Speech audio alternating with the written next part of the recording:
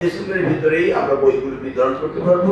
আমাদের দেশের renowned paper মিলের কর্মকর্তারা এসছেন এবং ওনারা আমাদের মন্ত্রণালয়ে এই ইনস্টিটিউট কর্তৃক যে সারা দেশে 30 কোটির মতো বই ছাপানো হয় সেই জায়গায় ওনারা সহযোগিতা করবেন এবং এটাও ওনারা বলেছেন যে বাজার মূল্যেই ওনারা দেবেন এবং কাগজের গ্রামেজ ওনারা ঠিক রাখবেন এবং ওনারা গভর্নমেন্টকে সহযোগিতা করবেন।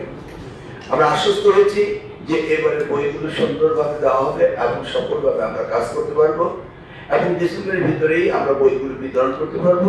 সেই আঙ্গিকে এই পেপার মিল মালিকের ওনারা সরকারের সাথে প্রিন্টার্স একটি এগ্রিমেন্টও আছে যাতে কোনো চুক্তির ব্যত্যয় না ঘটে। আমি আবারও পুনরায় ধন্যবাদ জানাচ্ছি যেন আমরা সময় মতো সঠিকভাবে এই কোমলমতি বাচ্চাদের আগামী প্রজন্মের ছেলে মেয়েদের জন্য আমরা বই বিতরণ করতে পারি সেই জন্য সহযোগিতা ওনারা করবেন। এটি ছিল আজকের আলোচনার মূল বিষয়বস্তু। কে কাকে ঠকায় এই বিষয়ে আমরা জানতে চেয়েছিলাম।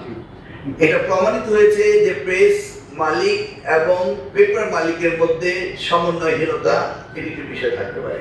সেজন্য আমরা পেপার মিল মালিকদের সাথে কথা বলেছি, ওনারা আশ্বস্ত করেছেন ওনারা কখনো দাম বাড়াবেন না এবং এই নির্ধারিত মূল্য সকলেরই জানা রয়েছে এবং ওনারা সময়মতো এই paper approximately 80 lakh metric ton paper ওনারা দিতে পারবেন এই আশ্বস্ত ওনারা করেছেন।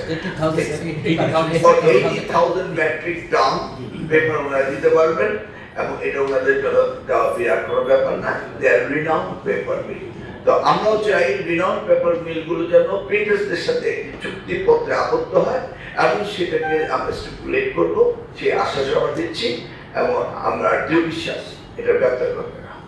আসলে আমরা যে রিনাউন্ড পেপার মিলের মালিকদের ডাকলাম ওই কারণে যেন ওনারা সঠিকভাবে কাগজ সাপ্লাই দেন এবং প্রিন্টার্সরা সঠিকভাবে প্রিন্ট করেন। এই যে তাদের মধ্যে যে চুক্তিপত্র হবে সেটা আমাদের সাথে এই চুক্তিপত্র হতে হবে যে কোন পেপার মিল থেকে কত মেট্রিক টন কাগজ দিচ্ছেন, কি গ্রামের কাগজ দিচ্ছেন এবং আমরা আইডেন্টিফাই করব কে এখানে দোষ করছেন, ত্রুটিটা কার, এটা আমরা আইডেন্টিফাই করব। অতএব আমরা এবার বই দেব, মাননীয় প্রধানমন্ত্রী যে তথ্য ব্যক্ত করেছেন সময় মতো দেব এবং এখানে যারা ত্রুটি করবেন তাদের বিরুদ্ধে আইনগত ব্যবস্থা নেওয়ার ইনশাআল্লাহ সুযোগ থাকবে।